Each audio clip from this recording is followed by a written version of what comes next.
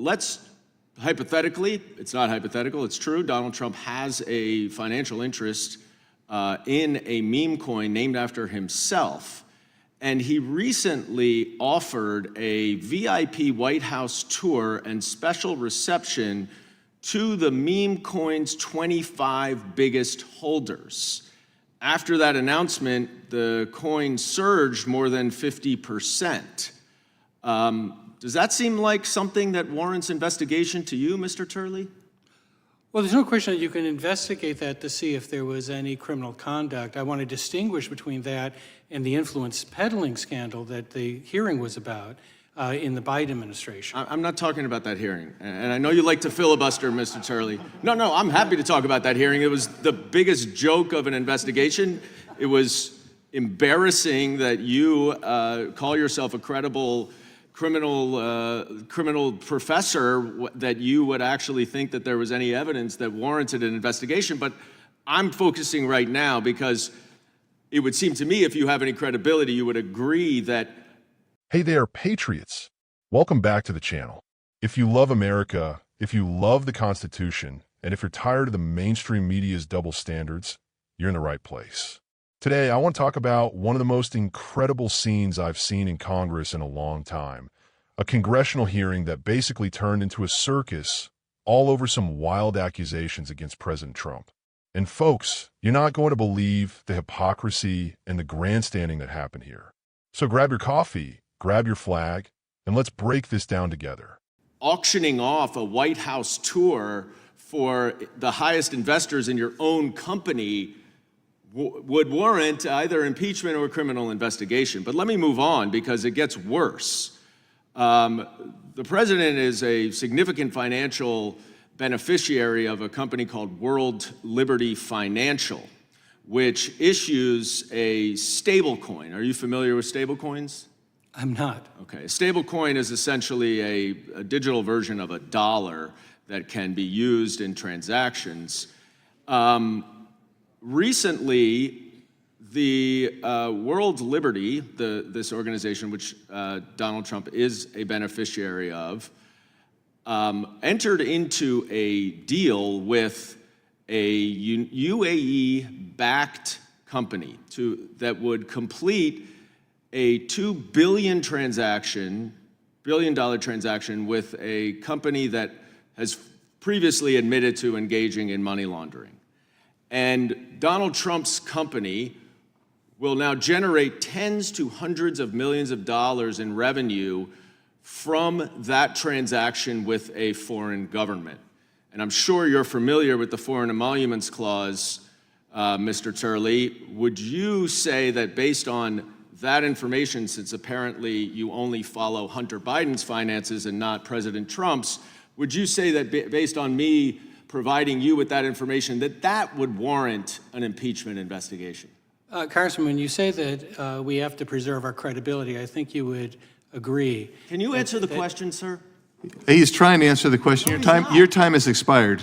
I will allow the gentleman to answer the question. Thanks. In the interest of credibility cited by the member, I'm not going to rely on the facts that you just gave me for the first time to render a judgment on it. I'm not opposed to investigations of alleged corruption. That was the point of the previous hearing. But the way to establish credibility is not, as you did, sir, just engage in personality attacks and personal innuendos. I'm happy to speak with you and to work with you about anything dealing with corruption in this building. I've been writing about that for 3 decades. I've been called as a witness for both the Democrats and Republicans dealing with that. Well, but the way to presume, I've only seen you as a witness. Your time has expired, sir. Your time has expired. I'm happy to yield back. Did you finish your question? only that the way that we can actually regain. I thought my time has expired. Your time has expired. I said your time expired. He gets an opportunity to finish answering the question. I'd like to reclaim my time. No, you have no additional time. You are out of order. He's answering Be quiet. my question. You are out of order. I would like to reclaim my time. No. He's answering the question because you personally attacked him. I've said he can answer the question. I give that courtesy. How did I personally attack him, Mr. Chairman? You attacked his credibility. We're not going to get into we're not getting into this right now. What we're going to get. He's a witness. His credibility matters, sir. You are out of order. You are out of order. You're done. You can't say anything else right now. You may finish answering your question. Thank you, Mr. Chairman. I think that the one lesson from this exchange is that it's possible that we can restore credibility in this institution if we can just get beyond the personal attacks. There were no personal attacks, Mr. Turley. You are a You were witness. done. Your credibility matters. You, sir, you have lost your credibility with me.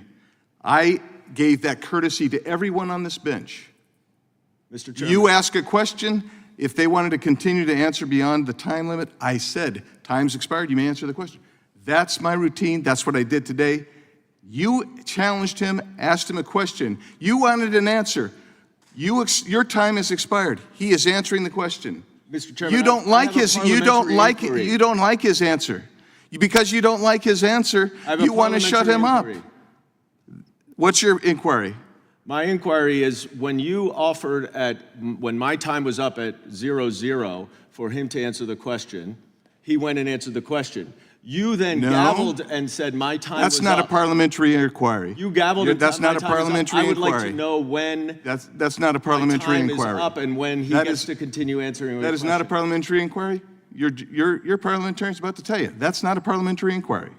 He actually disagrees. He thinks it is a parliamentary inquiry. That's not a parliamentary inquiry. Why? I'm asking for the process question, the process question as to when my time is up, which you allowed him to answer the question. You then gavelled and said my time is expired. Yeah. And then you then offered him to answer the question again, which he already had done. No, sir. If we were to watch. You did it based on accusations that I was personally attacking him, which I was not. Excuse me. Not only are you out of order, you're being incredibly rude. Here's the deal. I gave everybody the same courtesy. You didn't like where he was going. You began interrupting again, but your time was expired.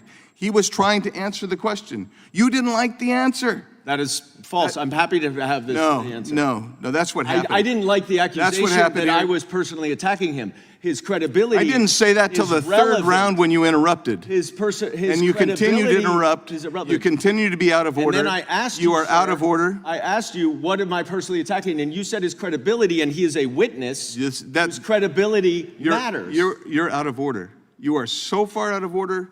Well, you are not conducting this in a fair and equitable way. Sure I am. Because everybody got the same courtesy. You asked a question, they're going to finish answering. Everybody got that same courtesy. You interrupted him while he was giving the answer. That's why you got gavelled. And then you got interrupted. And then you said interrupted. That's why and then you said my time is up, which is when you would go to the next person.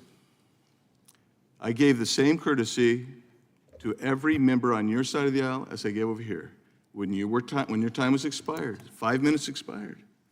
If they were in the middle of answering the question, I let it go. Now, we can talk about that round and round all you want. That's what I did. That's what I do. Well, I look forward to you continuing to do that. Yeah, well, good. And I look forward to you being in order next time. So, Mr. Turley, you may continue to answer the question that he so much doesn't want to hear. I've never been so certain in saying I'm happy to move on. Very good. Thank you. First off, let's set the stage. We've got Representative Goldman, a Democrat who's made a career out of attacking President Trump, grilling Professor Jonathan Turley. Now, if you don't know Turley, he's a law professor, often called as a witness by both parties and respected for his legal mind. But apparently, being an honest legal scholar is no longer good enough for the left if you don't say exactly what they want to hear. So what's the big scandal? Well, Goldman brings up this completely hypothetical, or so he says, situation where Donald Trump supposedly has a financial stake in a memecoin named after himself. Then, allegedly, he offers a special White House tour and reception to the top 25 holders of this coin. The coin's value goes up. Goldman acts like this is the crime of the century. Let's just pause right there. Are we seriously pretending that this is anywhere near the level of corruption we've seen from the Biden family? I mean, Joe Biden's son was literally getting millions of dollars from foreign companies, while his dad was vice president. We've got shell companies, suspicious wire transfers, you name it. And the Democrats told us for years, There's nothing to see here. But now, all of a sudden, they want to launch a full-blown impeachment inquiry because President Trump, in theory, might want to give some supporters a White House tour? Give me a break. It gets better. Goldman starts talking about a company called World Liberty Financial. He claims President Trump is a significant beneficiary and that this company is doing business with a UAE-backed firm that previously admitted to money laundering. He tries to make this sound like some massive scandal. But here's the thing, folks, not a shred of evidence is presented.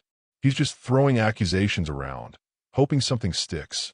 And when Turley, being the responsible law professor he is, says, "Hey, I can't just take your word for it. I would need to see the facts," Goldman loses his mind.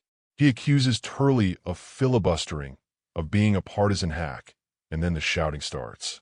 This is classic leftist behavior. When you can't win on the facts, you attack the person. You question their credibility, you call them names, you try to shout them down. That's exactly what happened here. And what does Turley do? He keeps his cool. He says, "I'm not opposed to investigating corruption, but let's actually have some evidence before we start impeaching presidents." That is how a real legal process is supposed to work. But the Democrats don't want due process. They want a kangaroo court. Let me ask you, patriots, where was this energy when Hunter Biden was cashing checks from China, Ukraine, Kazakhstan, and who knows where else? Where were the cries for impeachment when the Biden family was getting rich off Joe's name? The answer is simple. The left doesn't care about corruption unless they can use it to attack their enemies. They want to use Congress, not as a place to debate real issues, but as a stage for political theater. Now, Chairman Biggs, God bless him, tries to keep order. But the Democrats just keep talking over him, demanding more time, refusing to follow the rules. It's chaos, and all because they don't like the answer they're hearing. Patriots, this is a perfect example of why so many Americans are losing faith in our institutions. When hearings turn into shouting matches, when witnesses are smeared for telling the truth, and when the rules only seem to apply to one side, it's no wonder people are fed up. Let's be clear. If President Trump, or anyone, actually broke the law, I'm all for an investigation. But let's do it by the book, not by mob rule. Let's demand facts, not just rumors and innuendo. And let's hold everyone to the same standard, Democrat or Republican. That's what real justice looks like. But right now, the left doesn't want justice. They want revenge. They want to punish anyone who stands up to their narrative. And they'll twist the rules, attack witnesses, and turn our Congress into a three-ring circus to do it. So here's my message to Congress. Enough with the theatrics. Enough with the double standards.